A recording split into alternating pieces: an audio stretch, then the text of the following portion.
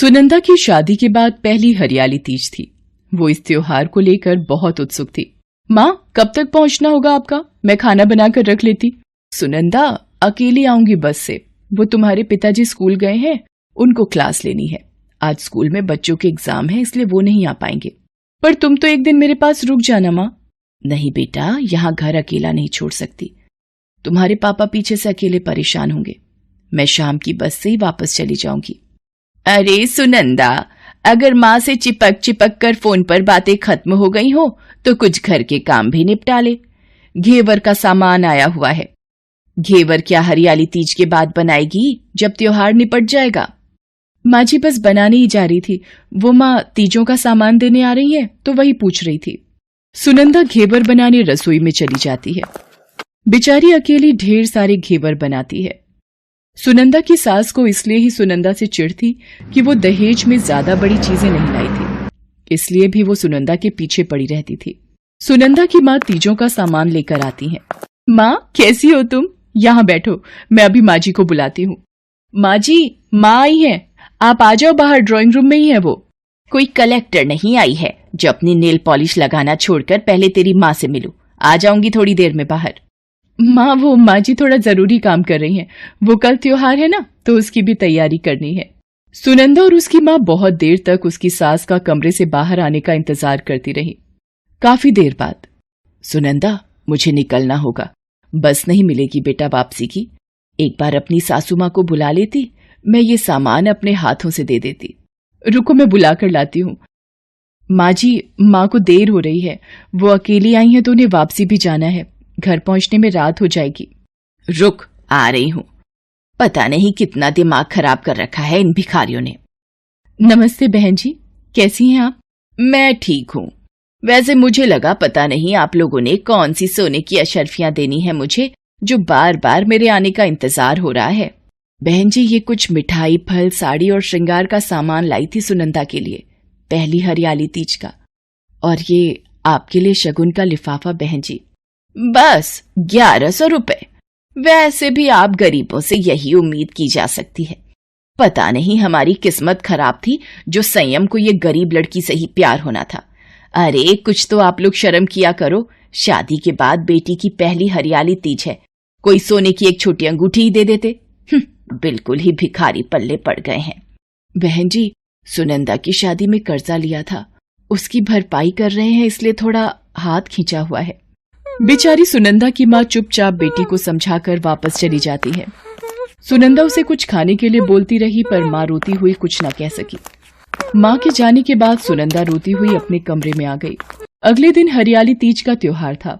सुनंदा अपने कमरे में तैयार हो रही थी। सुनंदा और उसकी सास का उपवास था। सुनंदा तैयार होकर पूजा की तैयारी करने लगी, तभी उसे तेज आवाज आई। अरे, ये आवाज तो माँ जी के कमरे में से आई है। माँ जी, क्या हुआ? अरे, दरवाजा तो अंदर से बंद है, मुझे खिड़की से जाना होगा। सुनंदा साड़ी और जेवर में थी। बड़ी मुश्किल से वो किसी तरह खिड़की खोलकर कमरे में पहुंची, पर उसके हाथों में रगड़ आ गई थी जिसमें से खून आ रहा था। माँ जी, उठिए। अरे, ये तो होश में ही नहीं आ रही। बेड पर लिटाती हूँ। सुनंदा अपनी सास को पलंग पर लिटा देती है और कुछ पानी की बूंदें अपनी सास के मुंह पर छिड़कती है। माँ जी, अब आप ठीक हैं? क्या हुआ माँ जी, आप गिर गई थी? रुकिए, मैं आपके लिए नींबू पानी बनाकर लाती हूँ। अरे निर्जला उपवास है मेरा बहू। माँ जी, कुछ नहीं होता, पहले तबीयत जरूरी है। भगवान भी यही कहते हैं कि मन में श्रद्धा होनी चाहिए। नींबू पानी पी लीजिए, कुछ नहीं होगा। आपको कमजोरी से शायद चक्कर आया था और बीपी लो हो गया होगा। अब ठीक लग रहा है नींबू पानी पीकर? हाँ, अब मैं ठीक हूँ। अरे, ये तुम्हारे हाथों पर खरोच कैसी? वो माँ जी, दरवाजा अंदर से बंद था तो खिड़की से अंदर आई, तभी शायद। सुनंदा बहू, मेरे लिए ये सब? मैंने कल तुम्हारी माँ का इतना अपमान किया, फिर भी बहू, मुझे तो शर्म से डूब मरना चाहिए। मैं सच में हीरे की कद्र नहीं कर पाई। मुझे माफ कर दो बहू। मैंने तुम्हारे मायके वालों की गरीबी का मजाक बनाया, और कल जो सब किया, मैं सच में बहुत शर्मिंदा हूँ। माँ जी, आप मेरी माँ हैं, और माँ कभी अपने बच्चों के आगे हाथ नहीं जोड़ती, बल्कि आशीर्वाद देती हैं। सुनंदा अपनी सास के गले लग जाती है। दोनों सास बहू मिलकर खुशी खुशी माँ पार्वती और भगवान शंकर की पूजा और तीज की कथा करती हैं। सुनंदा की सास सुनंदा की माँ से भी फोन पर बात करके माफी मांगती हैं। सुनंदा की माँ भी माँ पार्वती और भगवान शंकर को धन्यवाद करती हैं। माँ पार्वती की कृपा से सुनंदा की सास का स्वभाव बिल्कुल सही हो जाता है। हरियाली तीज का त्योहार उस दिन एक गरीब की तीज को हरा भरा कर देता है।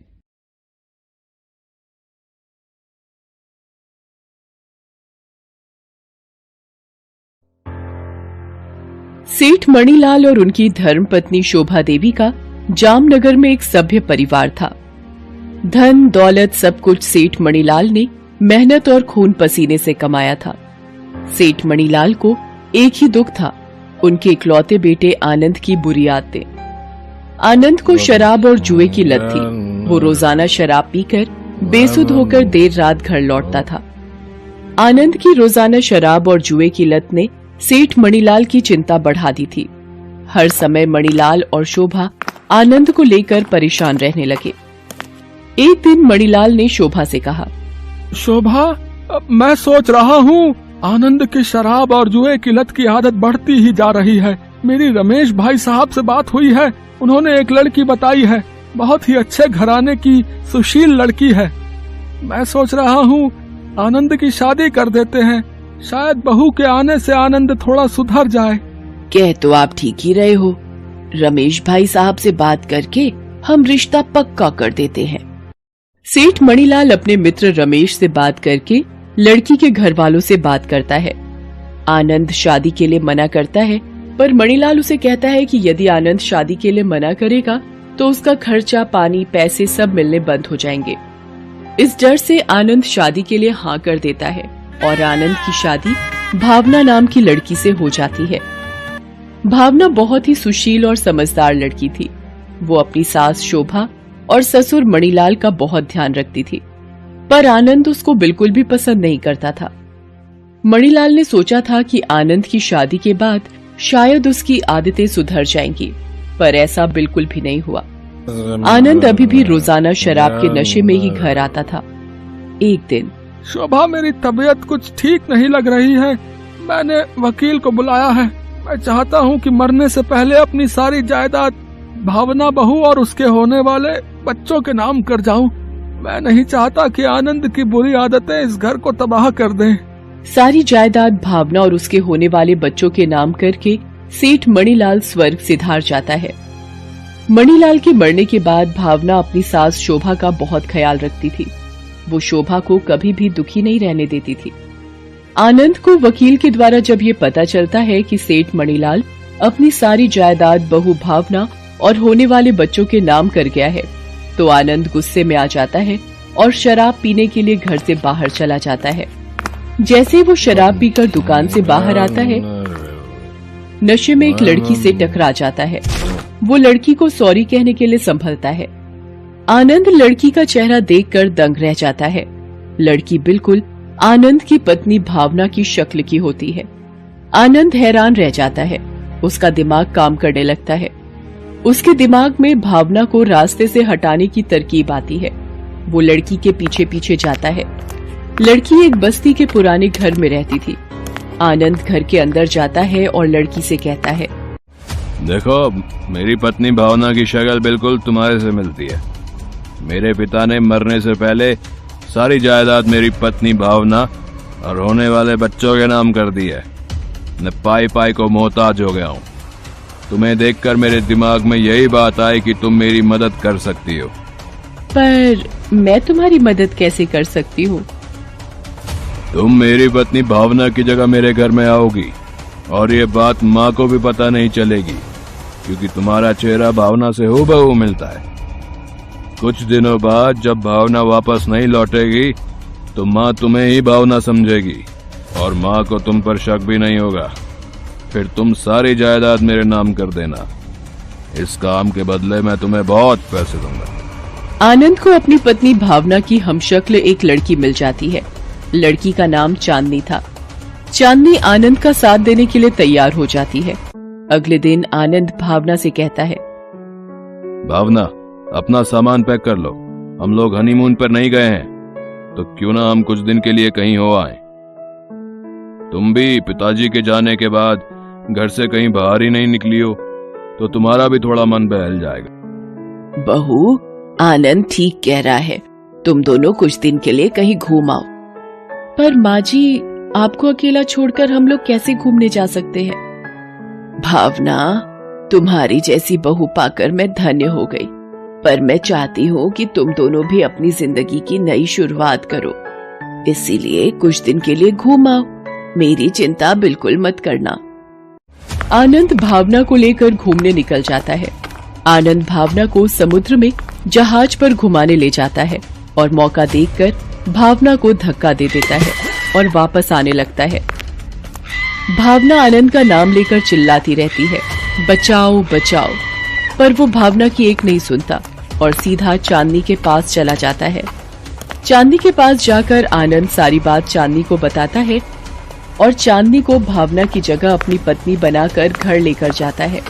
घर पहुंचकर जब भावना बनी चांदनी शोभा के पैर नहीं छूती तो शोभा को थोड़ा अजीब लगता है, पर वो इस बात पर ज्यादा ध्यान नहीं देती।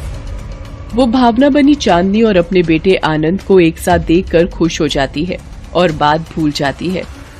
चांदनी घर में भावना बनकर रहने लगती है, पर कहते हैं ना, झूठ छिपाए नहीं छिपता। शोभा भावना बनी चांदनी में अचानक आए बदलाव से चकित थी। वो सोचती है कि भावना को क्या हुआ है। भावना तो सुबह जल्दी उठकर पूजा पाठ करके सभी के लिए चाय और नाश्ता बनाती थी, पर जब से भावना हनीमून से आई है उसने सुबह जल्दी उठना भी बंद कर दिया है और पहले की तरह भगवान की पूजा करना और चाय नाश्ता देना भी बंद कर दिया है। वो भावना बनी चांदनी से पूछती है, भावना बहू, बहुत दिनों से तुम्हारे हाथ की चाय नहीं पी, बड़ा मन है तुम्हारे हाथ की एक कप गर्मा गर्म चाय पीने का। ए बुढ़िया, तेरे खुद के हाथ टूट गए हैं जो एक कप चाय नहीं बना सकती? देख नहीं रही मैं अपने हाथों में नेल पॉलिश लगा रही हूँ। शोभा भावना बनी चांदनी के इस दुर्व्यवहार को देखकर हैरान और दुखी हो जाती है, पर वो चुप रहती है। आनंद चांदनी से बार बार जायदाद के कागजों पर भावना के नकली साइन करने के लिए कहता रहता है। आनंद भावना के नाम की हुई सारी जायदाद अपने नाम करवाना चाहता था, इसलिए ही वो चांदनी को भावना बनाकर लाया था, पर चांदनी आनंद की बात को बार बार टाल रही थी। चांदनी के दिमाग में कुछ और ही चल रहा था। उसके मन में अब ये बात आ गई थी कि किस तरह आनंद को और शोभा को रास्ते से हटाकर हमेशा के लिए भावना बनकर उस घर में ऐशो आराम की जिंदगी बिताए। इसके लिए वो अपने बॉयफ्रेंड मुकेश से मिलने जाती है और सारी बात बताती है। आनंद बार बार चांदनी के साइन ना करने पर गुस्से में आ जाता है। वो चांदनी से कहता है, देखो चांदनी, अगर मैं तुम्हें इस घर में भावना की जगह पत्नी बनाकर ला सकता हूँ तो यहाँ से निकालना भी मुझे आता है। तुम सीधी तरह से कागजात पर साइन कर दो और सारी जायदाद मेरे नाम लिख दो, वरना मुझसे बुरा कोई नहीं होगा। ये कहकर आनंद गुस्से में घर से बाहर चला जाता है। चांदनी पीछे से मुकेश को बुला लेती है। मुकेश अपने कुछ साथियों के साथ आ जाता है। चांदनी अपने बॉयफ्रेंड मुकेश और उसके साथियों के साथ शराब और नशा करती है। ये देखकर शोभा चांदनी को रोकने की कोशिश करती है। चांदनी शोभा को एक जोरदार चांटा लगाती है। शोभा जमीन पर गिर जाती है। शोभा के मुंह से खून आने लगता है। इतनी देर में आनंद वहां आ जाता है। वो ये सब देख लेता है और चांदनी पर चिल्लाता है, चांदनी, तुमने मेरी माँ पर हाथ उठाया? और ये लोग कौन हैं? ये सब मेरे घर में क्या हो रहा है? तुम्हारा घर? शायद तुम्हें कोई गलतफहमी हो रही है। मिस्टर आनंद, ये घर तुम्हारा नहीं, मेरा है, यानी कि भावना का। ये घर और सारी जायदाद मेरी है। मुकेश, इस आनंद को सबक सिखाना ही होगा। पकड़ो इन्हें और दोनों माँ बेटे के हाथ पैर बांध दो और खाई में फिकवा दो दोनों को, ताकि इनकी लाश तक का पता न चले पुलिस को। फिर तुम और मैं आराम से इस घर पर राज करेंगे। अपनी पत्नी भावना को जायदाद के लिए तू पहले ही मार चुका है, अब ऊपर जाकर उससे माफी मांगना। ये सब सुनकर शोभा सदमे में आ जाती है और आनंद से कहती है, आनंद, तूने जायदाद के लिए अपनी ही पत्नी को मार दिया। तू मेरा बेटा कहलाने लायक नहीं है। भावना बहू जैसी बहू पाकर मैं धन्य हो गई थी, पर तूने उसे मारकर मुझे भी पाप का भागीदार बना दिया। जैसे ही मुकेश और उसके साथी आनंद और उसकी मां को ले जाने लगते हैं, अचानक वहां पुलिस आ जाती है। पुलिस के साथ भावना भी होती है। शोभा भावना को देखकर हैरान हो जाती है।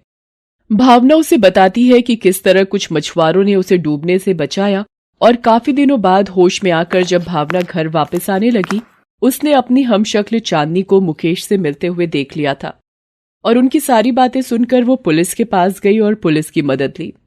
पुलिस चांदनी और मुकेश को धोखाधड़ी और जान से मारने की कोशिश के जुर्म में गिरफ्तार कर लेती है। पुलिस आनंद को भी अपनी पत्नी भावना को जान से मारने के जुर्म में गिरफ्तार करने लगती है, पर भावना उनसे कहती है, इंस्पेक्टर साहब, मेरे पति की कोई गलती नहीं थी। वो मेरा ही पैर फिसल गया था और मैं पानी में गिर गई। इन्होंने मुझे बचाने की बहुत कोशिश की थी और आपका बहुत बहुत धन्यवाद मेरे परिवार को बचाने के लिए। पुलिस चांदनी मुकेश और उसके दोस्तों को गिरफ्तार करके ले जाती है। आनंद अपनी मां और भावना से माफी मांगता है। उसे अपनी गलती का पछतावा हो चुका होता है। भावना के अच्छे कर्मों ने उसे जीवित रखा। झूठ का पर्दाफाश हो गया। शोभा ने भावना को गले से लगा लिया। आनंद ने भी उस दिन से सभी बुरी आदतें छोड़ दी और मेहनत से काम करने लगा। हेलो दोस्तों, कैसे हैं आप सब? हमारी कहानियां देखने के लिए हमारे चैनल को सब्सक्राइब कीजिए और हाँ, बेल आइकॉन पर क्लिक करना मत भूलिएगा।